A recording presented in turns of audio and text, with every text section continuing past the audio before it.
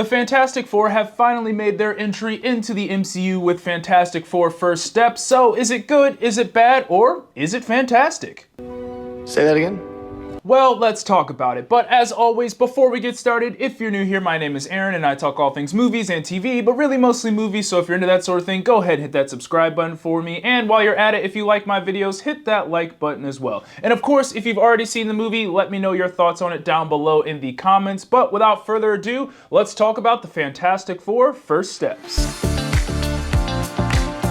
So this is the fourth Fantastic Four movie. Well, I guess it's technically the fifth if you include that unreleased 1994 film, but we had the two directed by Tim Story in 05 and 07, and then we also had that 2015 one, which we don't really talk about much because what even was that? It definitely wasn't fantastic.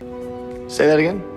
But now we have the highly anticipated Fantastic Four First Steps, and it is easily the best of the bunch. There is a lot of good, but it also does have its flaws in my opinion too. So in this movie, we follow the Fantastic Four in Universe 828, which is a separate universe from the main MCU timeline of 616, and once their family and their world is threatened by Galactus, they must figure out a way to stop him from devouring their world. Jumping right into the good, and the first thing I have here is this cast. Now, I'll admit I was one of the people who was a little bit skeptical when they first announced the cast for this movie. I was a little questionable on everyone outside of Vanessa Kirby because I think that is a perfect casting, and this movie does show that it was a perfect casting. But I am happy to say for all of the others that I was proven wrong because this cast as a whole did a great job. Starting with Pedro Pascal, I really enjoyed his Reed Richards. I think he nailed that overly obsessive smart side of Reed while also nailing that family man side as the leader of the Fantastic Four as well. He, along with Vanessa Kirby, get a lot of the focus in this film, and they both absolutely delivered. Vanessa Kirby actually plays probably the biggest role in the story because this thing really revolves around her as a mother. All of these characters play a role in this story for the most part, but she is at the center of it all, and she really serves as the emotional core of this film. And when it comes to just pure performance in this movie, she is easily the best out of the bunch. But when it comes to my favorite of the movie, I really enjoyed Joseph Quinn as Johnny Storm. He was just so much fun to watch in this thing. He was definitely the comedic relief character and just about everything you would expect to get from a Johnny Storm. He was a ladies' man, he was charming and a little immature, but they also added a little bit more to his character in this thing, and we got to see how smart he was as well. He has his own subplot that actually plays a pretty big role in the main story, and I just thought that was super cool to see because it was a different side of Johnny that we don't usually get to see as often. But I really liked the relationship that he had with Ebon Bachrach's The Thing. They were very much brothers in this as they would kind of tease each other back and forth playfully throughout the movie. But I will say I loved everything about The Thing in this movie, but they just didn't use him all that much, and I'll get to that in just a sec. Another standout was Julia Garner as Silver Surfer, and she actually got her own little character arc in this thing as well, which I thought was pretty cool. And pretty much everything they did with her in this movie was downright awesome, especially the action sequences. But I think this cast is really what makes this movie work, and I'm really excited to see them again and see how they interact with other characters in the MCU. Next up for the good is the action. Now, even though this movie didn't have as much action as your typical MCU films,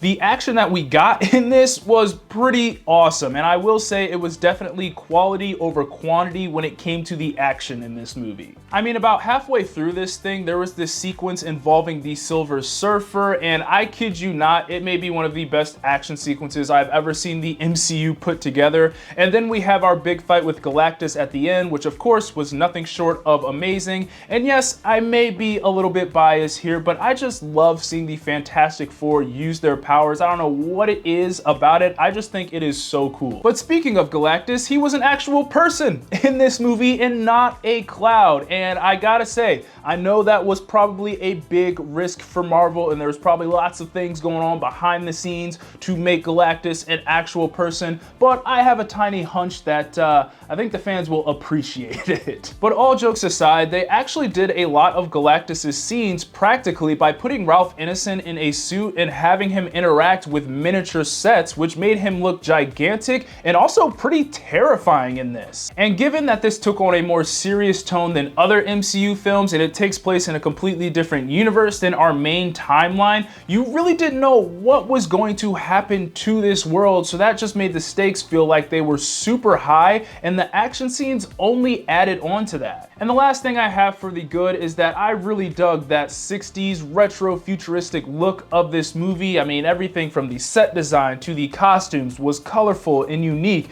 and just visually looked good in this movie. I just think they did a great job at world building and introducing us to this new universe of 828, and that retro futuristic look that they had just only immersed us more into this world. All of the visuals and, well, most of the CGI was very well done in this thing, and the overall look of this film just gave this thing a sense of style, which kind of made this feel like a breath of fresh air for the superhero genre. And with that 60s vibe and setting, it really did make this movie feel like a period piece, which I think is what this film was trying to do. Moving on to the so-so, and the only thing I have here is how they used Ben Grimm / The Thing in this movie. Now, let me start by saying this. I thought Ebon Bachrach did a great job as the Thing, and when it came to the CGI and the way he looked, I thought that was great as well. I just wish they gave him a little bit more to do in this movie. It just seemed like every other character had their own role or subplot that played a major role in the main story of this thing except for him. He had this little subplot of him returning to his home neighborhood and potentially finding a love interest there, but they just really didn't explore that at all. Yes, it did kind of allow us to get to know Ben past his Fantastic Four persona, but I just feel like all of the other characters got a little bit more shine and exploration, and that kind of forced him to take a back seat to everyone. It just felt like they teased us with everything that Ben is going through and how he's fitting into this new world, but really didn't do anything with it at the end of the day. Again, I loved everything about the Thing in this movie. I just wish they gave him a little bit more to do because I do think he is a really cool character to explore. And finally, getting into the bad, and the only thing I have here is that for the most part, the CGI in this movie was fine. I didn't really have any problems with it, but there were a couple of times when you do notice it, especially with a certain CGI baby named Franklin Richards. Look, I just could not take my eyes off that CGI baby when he was on screen because it was quite distracting and pretty jarring. And I totally understand why they didn't use a real baby in a movie like this, because not only is it just tough to get a baby to do what you want it to do, but then picture them trying to get that baby to do that same thing over multiple takes. So I totally get why they used a CGI baby in this movie, but it was still very noticeable and very distracting when it was on screen. I also get that a CGI baby is going to look weird no matter what, so I guess this is more of a compliment to this movie that the only bad in this thing, in my opinion, is a CGI baby, which really isn't a big deal at the end of the day because I completely understand. But for my final thoughts, this is another step in the right direction for the MCU. The cast is great and the retro futuristic style works so well. We have some really good action sequences, and even though this is a bit more serious than other MCU films, it still has some good humor in there as well. I don't think this is a fantastic movie, but it is a good one, and I am excited to see more from these characters. Those are my thoughts on the Fantastic Four First Steps. Be sure to let me know what you thought of the movie down in the comments, and as always, be sure to like, subscribe, comment, get your Eazy Apparel at shopeasyapparel.com. God bless, and I'll see you guys later. Peace.